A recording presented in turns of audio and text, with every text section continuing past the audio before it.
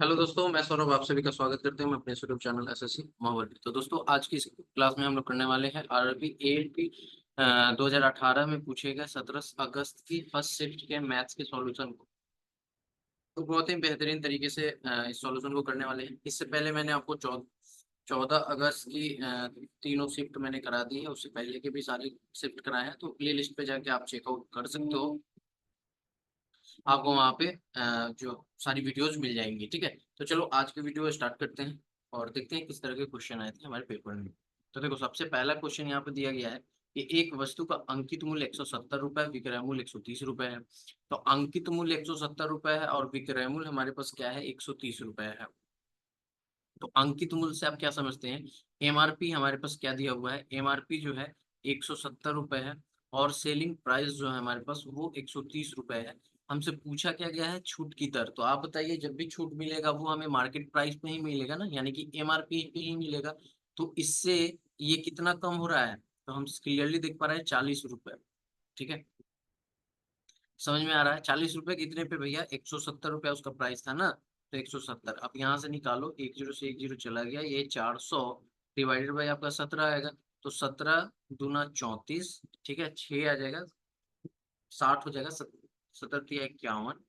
ठीक है, पॉइंट यहाँ पर आपका 17 तिया 51 आ जाएगा, तो 9 90 हो जाएगा, 17 पचे 85, यानी कि यही आएगा आपका, जो कि ऑप्शन नंबर कौन सा सही है, 3।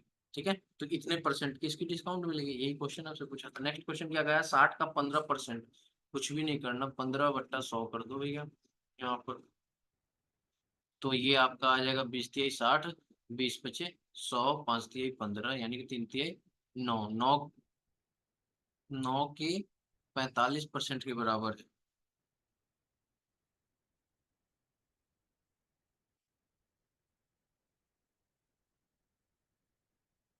ठीक है, 9 के क्या कहा है कि 16 का 15% डैश के 45% के बराबर है। मतलब अब ये देखो, 16 का 15, सॉरी 60 का 15% हमारे पास कितना आया है, 9 आया है। 9 किसके 45% के बराबर है, एक्स के 45% के बराबर है। ठीक है, तो देखो 9 है एक्स के 45%। ठीक है, 45%। आप देखोगे तो 9 पचे 45 हो जाएगा, 5 20 पचे 100 हो जाएगा, यानी एक्स की वैल्यू क्या आ जाएगी, 20 आ जाएगी। क्लियर है। ऑप्शन नंबर कौन सा सही हो जाएगा, 4। नेक्स्ट क्वेश्चन पे आते हैं। कहा गया है कि 3/2 प्राप्त करने के लिए 2/3 में कितना जोड़े। तो किस में जोड़ना है, रिजल्टेंट क्या है हमारे पास, 2/3 है। हमें प्राप्त क्या करना है, 3/2। तो देखो, 2/3 है ना, और 3/2 हमें प्राप्त करना है। तो हम क्या कर सकते हैं, इसमें हमें क्या जोड़ना चाहिए। तो सिंपली हम 3/2 में से इसको अगर माइनस कर ले तो हमारे पास आ जाएगा ना। तो एलसीएम हमारे पास क्या आ जाएगा, 6 आ जाएगा, ये 9 आ जाएगा, और ये 4 आ जाएगा। यानी कि आपका कितना आ जाएगा, ये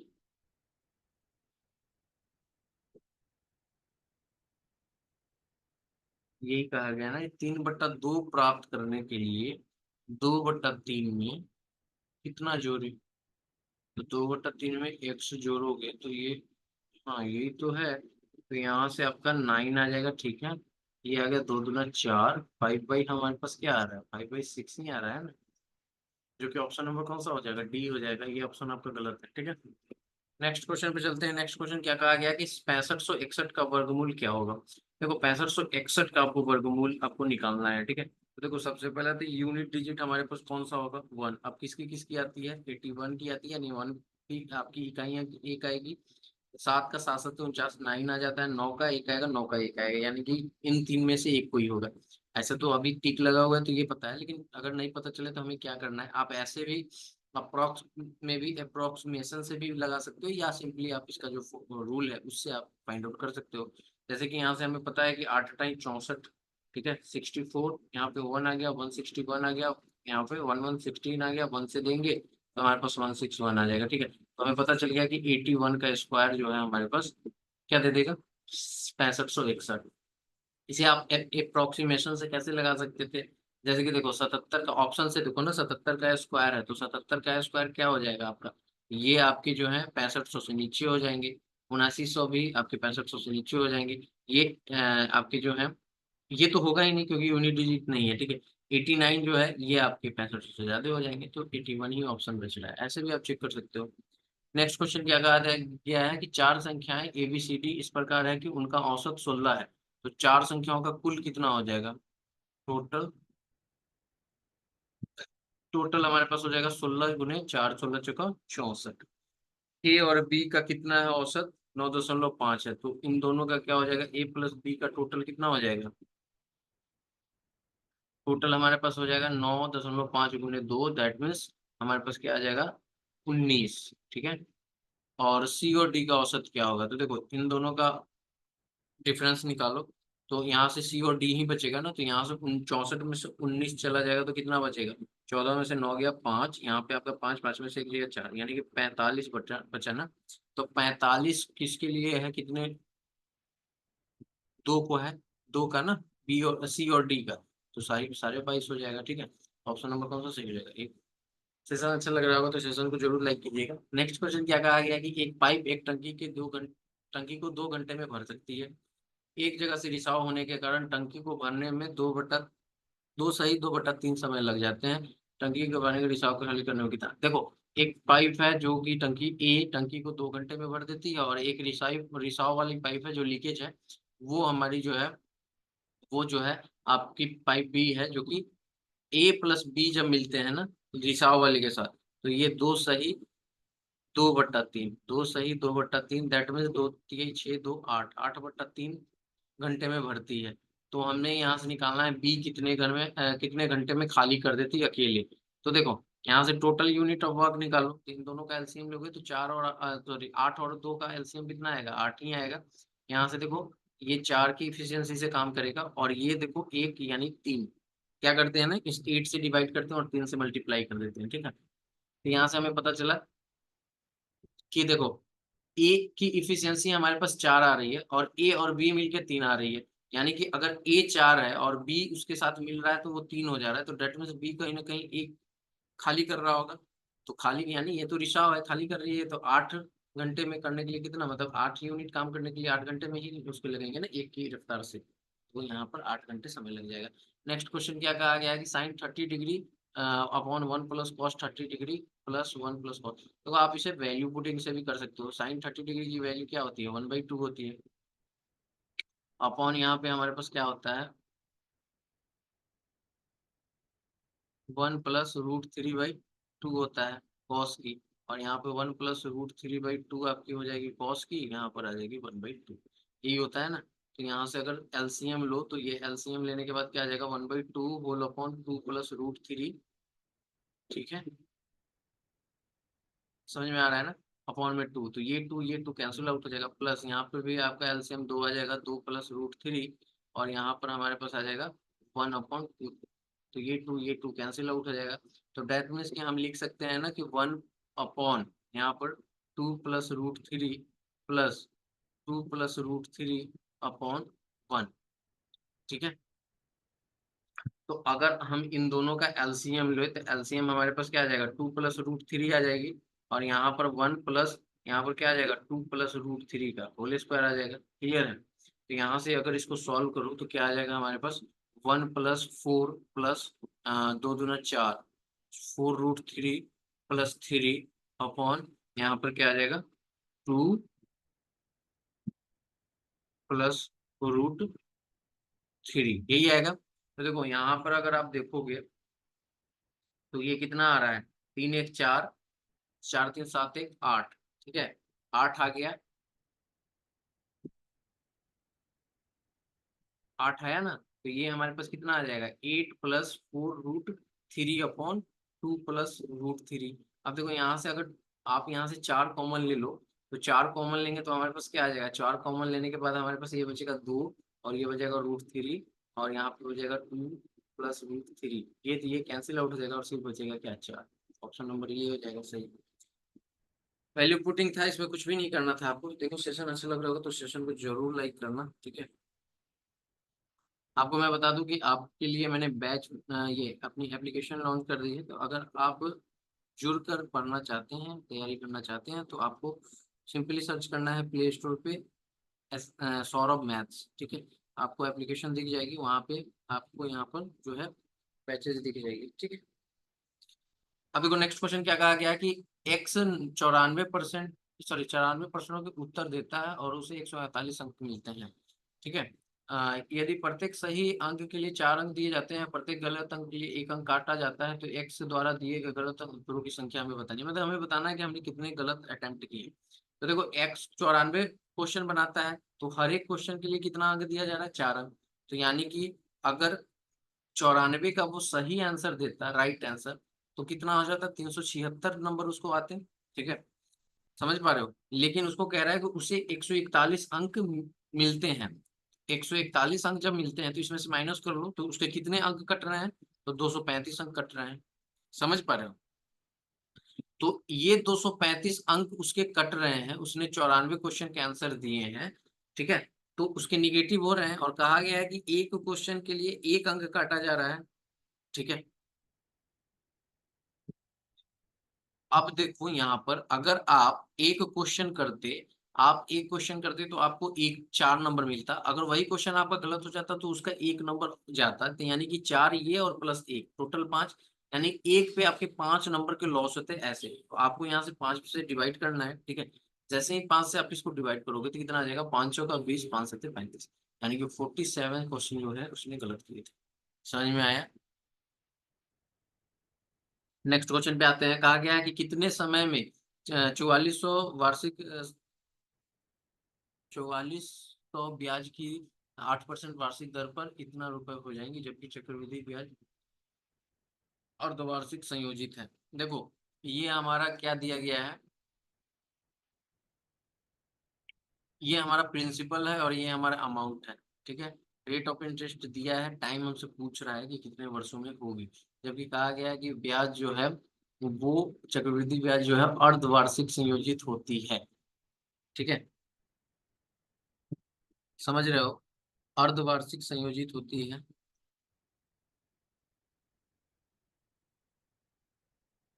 बताओ कैसे बनेगा। देखो यहाँ पे क्या दिया गया है ना कि आपका एक तो ये अमाउंट दिया हुआ है, ठीक है।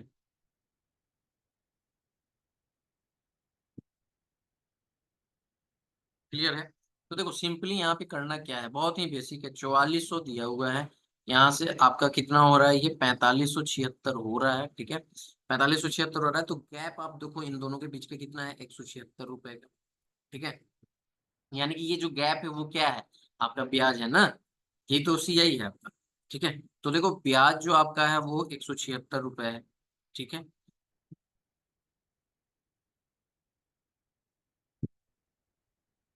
क्लियर है। अब देखो आपका यहाँ पर क्या कहा गया है कि 76 रुपए आपके, 176 रुपए आपके ब्याज हैं, ठीक है। समझना ध्यान से, जो भी सेशन में हूँ, मतलब जो पहली बार देख रहे होंगे उसके लिए मैं बता रहा हूँ यहाँ पे क्या करना है। अब देखो यहाँ पर क्वेश्चन क्या कहा गया है, अगर रेट पे आप ध्यान दोगे तो ये 8% है, ठीक है। तो यहाँ पे क्वेश्चन कहा गया कि अर्धवार्षिक ब्याज कैलकुलेट किया जाता है, यानी कि 6 मंथ में उसका कितना होगा, 4%। क्लियर है। अब देखो 4400 का यहाँ 4% निकालोगे तो हमारे पास कितना आ जाएगा, ये 176 आएगा, ठीक है। तो कहने का मतलब है कि यहाँ से क्या पूछा है कि यह चक्रवृद्धि ब्याज अर्धवार्षिक कितने समय में, तो भैया 6 मंथ में ना, तभी तो इसको ब्याज इतना मिल रहा है। समझ रहे हो, समझ पाए कि नहीं। यहाँ पे क्या कहा गया है कि 4400 रुपए से 4576 हो जाता है, तो हमने देखा कि ब्याज जो है उसको 176 रुपए मिल रहा है। क्वेश्चन में ये भी कहा गया कि ब्याज जो है वो अर्धवार्षिक रूप से संयोजित होता है। तो अर्धवार्षिक क्या कहने का मतलब है कि 6 मंथ में जो है ना ब्याज आधा हो जाएगा, यानी कि 4% हो गया। अब ये जब 4% हो गया तो हमने देखा कि 4400 जो प्रिंसिपल था उसका 4% निकालने पे ना हमारे पास 176 रुपये ब्याज मिल रहा है, यानी कि समय जो लग रहा है उसको 6 मंथ में लग रहा है ना। यही तो पूछा था हमसे। क्लियर है।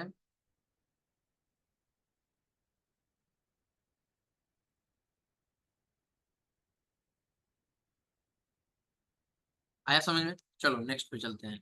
यहाँ पे देखो क्या कहा गया कि एक क्वेश्चन में कहा गया कि यदि एबीसीडी एक चक्रीय चतुर्भुज है, cos square A minus cos square B minus cos square C plus cos square D का मान क्या होगा। देखो इसमें आपको बताओ क्या होगा। अगर ये एक चक्रीय चतुर्भुज है तो हमारे पास इसका आंसर क्या होगा। कुछ भी नहीं करना आपको इसमें, देखो बहुत ही इजी वे में करना है आपको। ठीक है, देखो मैं आप सभी को बता रहा हूँ कि अगर आपको सेशन अच्छा लग रहा है तो सेशन को जरूर लाइक करना, शेयर भी करना। और अगर आप हमारे एप्लीकेशन पे नहीं जुड़े हो तो सिंपली सर्च करो प्ले स्टोर पे सौरभ मैथ्स, आपको मिल जाएगा एप्लीकेशन। ठीक है,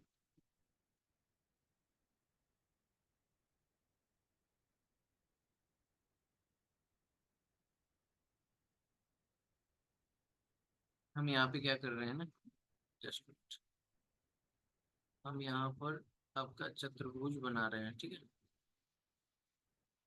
अब जैसे ऐसे ये एक आपका सर्कल बनेगा जो कि मैं ऐसे बना रहा हूँ। ठीक है, तो देखो ये हमारे पॉइंट ए आ गया, ये बी आ गया, ये सी आ गया, ये डी आ गया। ठीक है,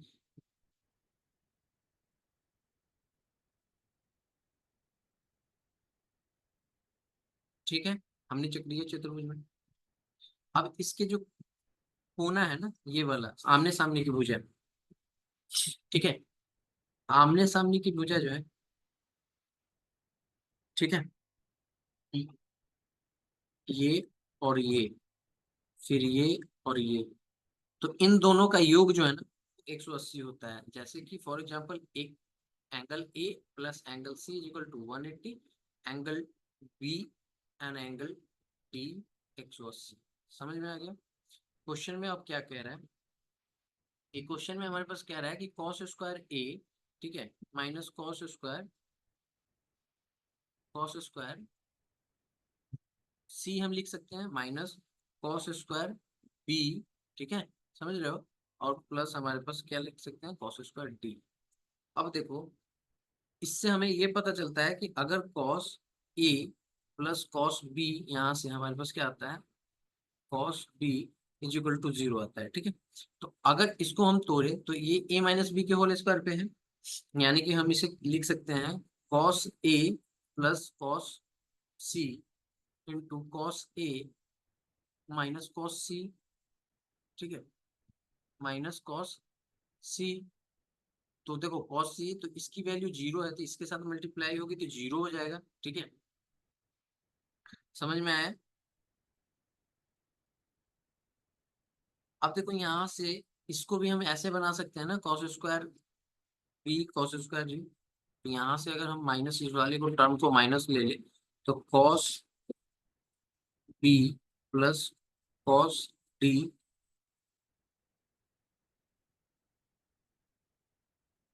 तो ये भी हमारा क्या आ जाएगा, 0 आ जाएगा। ऑप्शन नंबर 2 सही हो जाएगा, ना कि 1 सही होगा। ठीक है, ये गलत है। नेक्स्ट क्वेश्चन क्या कहा गया है कि 16 पुरुष एक कार्य को 8 दिनों में कर सकते हैं 12 दिन के काम करके, इसी कार्य के 3 गुना अधिक एक अन्य कार्य को 24 दिनों में प्रतिदिन 8 घंटे कार्य करके समाप्त करने के लिए कितने पुरुषों की आवश्यकता होगी। तो कुछ भी नहीं है यहाँ पर। देखो 16 पुरुष हैं, कितने दिन में कर रहे हैं, तो ये एक कार्य को 8 दिन में कितने घंटे, 12 घंटे। काम कितना यूनिट हो रहा है, 1 यूनिट। यहाँ से कहा गया है कि ये जो है ना इससे 3 गुना काम करते हैं। ठीक है, हमसे पूछा गया कितने पुरुष लगेंगे कितने घंटे, 24 दिनों में 8 घंटे कार्य करते हैं, कार्य कितना हो रहा है, 3 गुना हो रहा है। ठीक है, अब देखो यहाँ से आप सिंपली इसको कट करो तो ये 8 आ जाएगा, एक आठ चला जाएगा, 8 दूना 16 चला जाएगा, 12 गुने 2 कितना आ जाएगा भैया, 24 आ जाएगा। तो ये क्वेश्चन का आंसर है। नेक्स्ट क्वेश्चन पे क्या कहा गया है, वह पार्टी जिसने सर्वाधिक सीटें जीती हैं वह है, तो किसने सर्वाधिक सीटें जीती हैं। आप यहाँ पे देखो पार्टी जो है यहाँ पर ए जो है वो हमारा यहाँ पर कितना दिया हुआ है, ए जो है आपका, जोड़ो ए को तो 40, ये आ जाएगा 77, और ये आपका 77 और 30, 107, 5 112, 12 और ये 139 आ जाएगा। ठीक है, तो यहाँ पे हमारे पास 139 आ जाएगा। इसी तरह अगर आप इसको जोड़ोगे तो ये आ जाएगा 150, 150 और 6, 162 आ जाएगा, 162 और ये 26, 162 और 26 आपके पास कितने हो जाएंगे, 188, 6, 194। ठीक है, 194, इसको जोड़ेंगे तो ये 150 और एक 154, 4 58 और ये आपके आ जाएंगे 58 और 20 78, एक 79, 179 ये आ जाएंगे। और ये तो आपका कम है, यानी कि जो बी है वो सर्वाधिक है। ठीक है, नेक्स्ट पे आते हैं। सिंप्लीफिकेशन का क्वेश्चन है, यहाँ पे क्या कहा गया है कि 36, ठीक है, 36 ये अपनी ब्रैकेट है, यानी कि सबसे पहले इस ब्रैकेट का काम करेंगे। तो यहाँ पे ये दो, देखो 2/4 है तो 2, और ये दो कितना बना 4, 15 में से 4 चला गया 11, 14 में से 11 जाएगा, यहाँ पर कितना आ जाएगा 3, 3 18 में से 3 जाएगा तो 15, और 36 में से 15 चला जाएगा तो कितना बचेगा भैया 21। क्लियर। नेक्स्ट पे आते हैं। कहा गया है कि वह छोटी से छोटी संख्या कौन सी है जिससे जिसे 435 में जोड़ने पर एक पूर्ण वर्ग प्राप्त होता है। वह छोटी से छोटी संख्या हमें बतानी है कि कौन सी है जिसे जोड़ने पे क्या होता है। वह छोटी से छोटी संख्या कौन सी है जिसे जिससे 435 में जोड़ने पर एक पूर्ण वर्ग प्राप्त होता है। तो देखो 435 में जोड़ने पर आपको एक पूर्ण वर्ग प्राप्त होता है, वो हमें छोटी संख्या ज्ञात करनी है। तो कैसे करोगे? तो देखो यहाँ पे आपका क्या दिया गया है, आप इसे ऑप्शन से भी चेक कर सकते हो। देखो 435 है, पूर्ण वर्ग आप खोजो कि 400 के पास किसका होता है। तो हमें पता है कि 441 जो है ना वो 21 का स्क्वायर होता है। तो ये ही इसके आसपास है, यानी कि 6 जोड़ेंगे तो हमारे पास क्या आ जाएगा। ऐसे भी आप ऑप्शन से भी जोड़ के देख सकते थे। नेक्स्ट क्वेश्चन कहा गया कि यदि जेम्स और राधा के बीच में 87 को 1:2 के अनुपात में विभाजित किया जाता है तो राधा का कितना हिस्सा होगा। तो देखो जेम्स और यहाँ पर राधा है, तो 1:2 में है। ठीक है, इसमें डिवाइड किया तो टोटल कितना है 3। ये 3 की वैल्यू कितनी दी हुई है 87 दी हुई है ना, यानी कि इसका कितना गुना दिया गया है। तो आप देखो ना, 2 दूना 2 तिहाई 6, ठीक है, यहाँ पे बचा यानी 9, 29 गुना। तो हमसे पूछा किसका गया है, राधा का ना। और तो इसका भी 29 × 58 हो जाएगा ना।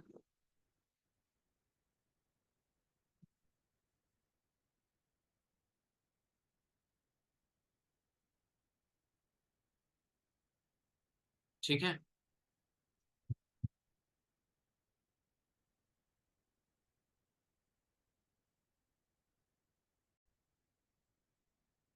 तो समझ रहे हो, यहाँ पे हमसे राधा का ही पूछा है ना, हाउ डिड राधा गेट। हाँ तो राधा, जेम्स और राधा का अनुपात 1:2 है ना, तो राधा को तो 58 मिलेंगे और जेम्स को 29 मिलेंगे। यही तो होगा, तो यहाँ पे ऑप्शंस गलत दिए हुए हैं। अगर राधा का पूछा है तो 58 होंगे, जेम्स के पूछे होते तो 29 होते। ठीक है, नेक्स्ट क्वेश्चन देखिए क्या कहा गया है। क्वेश्चन में कहा जा रहा है ना कि दो पाइप हैं ए और बी, किसी खाली टंकी को क्रमशः 18 और 27 घंटे में भर देते हैं। ठीक है, तो देखो पाइप ए जो है वो किसी टंकी को 18 और बी जो है वो 27 घंटे में भर देता है। ठीक है, वो पाइप सी जो है पूरी भरी टंकी को खाली कर देता है, यानी कि 45 घंटे में ये खाली कर देता है। ठीक है, अब ये 45 घंटे में खाली करता है तो इस सब की यूनिट निकालेंगे, यहाँ से टोटल यूनिट ऑफ वर्क हमारे पास क्या आ जाएगा। तो यहाँ से 270 हमारे पास एलसीएम आ जाएगा। तो इसके इफिशियंसी हमारे पास क्या आ जाएगी 15 आ जाएगी। इसकी इफिशियंसी हमारे पास 10 आ जाएगी और इसकी इफिशियंसी हमारे पास -6 आ जाएगी। ठीक है, क्यों माइनस आ रही है, क्योंकि ये खाली कर रही है। ठीक है,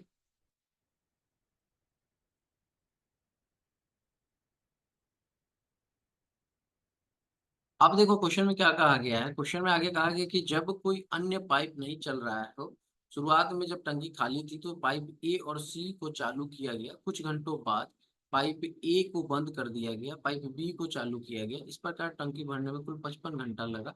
तो पाइप बी को कितने घंटे चलाया गया। तो देखो टोटल हमारे पास टाइम कितने लग रहे हैं, टोटल हमारे पास जो टाइम लग रहे हैं वो 55 आवर लग रहे हैं। ठीक है, अब इसमें ये देखो क्या कहा गया है कि इसमें हमारे पास आवर की बात कही गई है। तो ए और सी चल रहा है एक्स घंटे के लिए, क्योंकि हमें पता नहीं है ना कि कितने घंटे के लिए चल रहा है। तो कहीं ना कहीं हमारे पास जो है ये जो 55 में से हमारे पास क्या बचेगा, क्योंकि टोटल तो 55 घंटा लगा है तो रिमेनिंग हमारे पास क्या बचेगा, 55 - 1 ही ना घंटा। ठीक है, अब देखो यहाँ से ये जो 55 - x घंटा जो है तो वो कौन कर रहा है, किसके साथ हो रही है। ये जो रिमेनिंग घंटे में काम हो रही है वो कौन कर रहा है, B+C कर रहा है ना। क्लियर है, समझ में आया। और टोटल जो काम है वो कितना हो जा रहा है 270। आप समझ पाए कैसे मैं कह रहा हूँ। मैं क्या कह रहा हूँ, ए प्लस सी इंटू एक्स घंटे में जो काम हो रहा है, प्लस 55 - एक्स घंटे में कौन कर रहा है, बी प्लस सी जो काम कर रहा है, वो टोटल काम कितना कर दे रहा है, 270 यूनिट। अब यहाँ से आप सिंपली लगाओ ना फॉर्मूला यहाँ पर, ठीक है। अब यहाँ से ए और सी, अब देखो यहाँ से ए और सी को मिलाओ तो 15 - 6 चला जाएगा तो कितना आ जाएगा, 9x आ जाएगा। प्लस यहाँ पे ये करो 55 - एक्स। अब यहाँ पे बी प्लस सी यानी कि बी कितना है, 10 - 6 चला जाएगा तो 4, तो ये 4 हो जाएगा, इक्वल टू 270 आ जाएगा।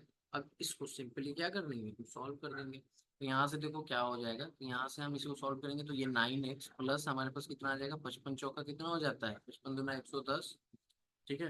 110 यानी कि 320, नहीं 220 ना, 110 110 220, ठीक है। 220 -4x, और ये हमारे पास 270 आ जाएगा। तो यहाँ से देखो 4x चला जाएगा, यानी डेट मीन्स कि 5x इज इक्वल्स टू, हम लिख सकते हैं ना 270 - 220, क्लियर है। तो ये हमारे पास 50 आ जाएगा। तो x की वैल्यू कितनी आ जाएगी, 10 घंटा। यानी कि हमसे पूछा क्या गया था कि पाइप बी को कितने घंटे चलाया गया, ठीक है। अब देखो पाइप बी को कितना घंटा चलाया गया होगा, बताओ।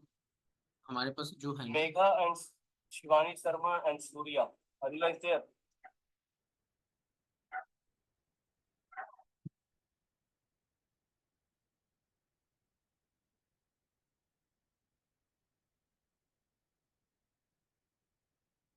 हाँ also.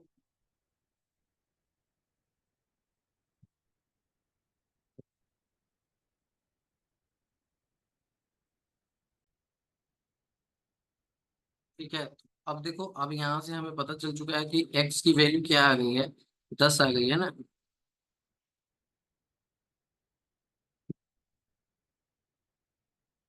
अब देखो यहाँ पे क्या है कि क्या कहा गया है कि यहाँ पर आप देखोगे तो b, ये 55 - 10 है ना, b प्लस सी, यहाँ से 55 - 10 आप कर लो तो कितना आ जाएगा भैया, 55 - 10 हमारे पास क्या आ जाएगा, 45। तो 45 घंटे यहाँ पर, 45 घंटे जो बी है वो सी के साथ मिलकर चला है, ठीक है। क्लियर है। तो ऑप्शन नंबर कौन सा सही हो जाएगा, 3। नेक्स्ट क्वेश्चन पे आते हैं, कहा गया है नेक्स्ट क्वेश्चन में कि एक त्रिभुज है, उस त्रिभुज का क्षेत्रफल ज्ञात करें जिसके शीर्ष 2 4 -3 1 -1 और 3 और 5 दिए गए हों, ठीक है। तो देखो यहाँ से एरिया हमें निकालना है, ठीक है। क्लियर है।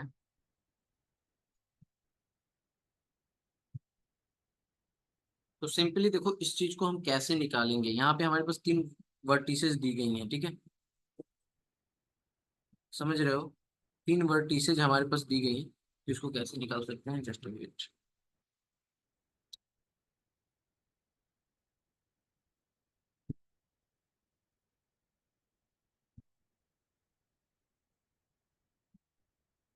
यहाँ पे हमारे पास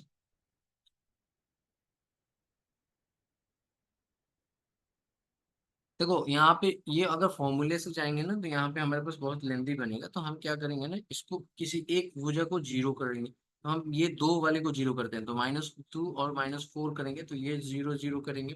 तो इसमें भी हमें सेम करना पड़ेगा, इसमें भी करना पड़ेगा। तो ये 3 2 5 -5 हो जाएगा, और ये -5 हो जाएगा। यहाँ पे भी हमें -2 करना पड़ेगा, -4 करना पड़ेगा। तो ये 3 आ जाएगा, और ये हमारे पास -1 आ जाएगा, ठीक है। अब ऐड करो यहाँ पर।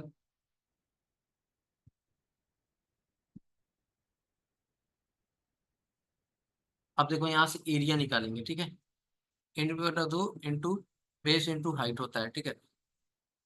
तो यहाँ से हमारे पास क्या आ जाएगा, 1/2 गुने। अब देखो यहाँ आप करेंगे क्या, यहाँ से देखो हमने 2 पॉइंट निकाला है।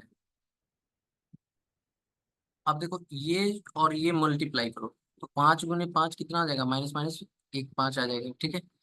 तो 5, ठीक है, गुने, और यहाँ पर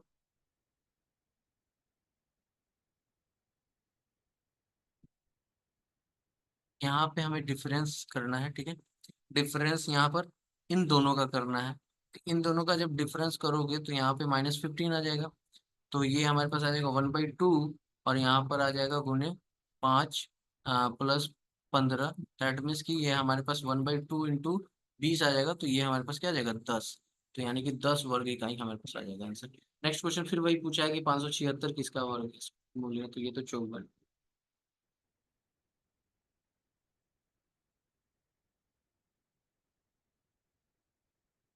अब चलो आगे मैं आपको बताता हूँ कि देखो ये सारे सॉल्यूशन मैंने आपको करा दिया, कैसा लगा जरूर कमेंट करके बताइएगा। चैनल पे पहली बार होंगे तो चैनल को जरूर सब्सक्राइब कर लीजिएगा। मैं आप सभी को बता दूं कि आपको इस हम हमारे इस एप्लीकेशन पे सौरभ मैथ्स पे आपको जो है आरआरबी, एएलपी, आरपीएफ, ठीक है, आपको आरपीएफ, और मैं आपको बता दूं कि यहाँ पर आज आने वाले टाइम में आपको आरआरबी, एनटीपीसी, ये सारी क्लासेज आपको इस चैनल इस एप्लीकेशन पे आपको मिलेंगे। तो अगर आप इंटरेस्टेड हो तो लिंक आप सिंपली सर्च करो, या लिंक आपको डिस्क्रिप्शन में मिल जाएगा, सिंपली सर्च करना सौरभ मैथ्स, आपको ये लोगों के साथ मिल जाएगा, आपको प्ले स्टोर पे डाउनलोड कर लो। वहाँ पे मॉक सीरीज भी लगा सकते हो और बेहतरीन तरीके से तैयारी भी कर सकते हो, ठीक है। तो आई होप कि आप लोग ऐप को डाउनलोड करोगे, और कैसा लगा वीडियो जरूर कमेंट करके बताना। मिलेंगे अगली वीडियो में, तब तक इतना ही। जय हिंद, जय भारत, सभी को ख्याल रखना।